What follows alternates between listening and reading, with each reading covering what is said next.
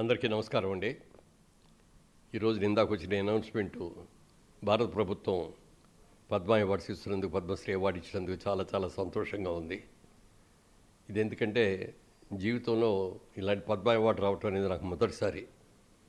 ఈ అవార్డు ఎప్పుడో వస్తుందని చాలామంది ఎక్స్పెక్ట్ చేసినా అది ఈ సంవత్సరం వచ్చినందుకు చాలా చాలా సంతోషంగా ఉంది.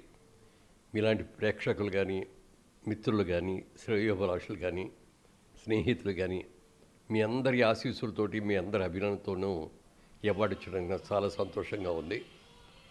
అలాగే ముఖ్యంగా ఈ అవార్డుని ఇచ్చినటువంటి ప్రధానమంత్రి గారికి, మోడీ గారికి, అలాగే ఆంధ్రప్రదేశ్ రాష్ట్ర ముఖ్యమంత్రి శ్రీ నారా చంద్రబాబు నాయుడు గారికి హృదయపూర్వకంగా నా కృతజ్ఞతలు తెలియజేస్తున్నాను.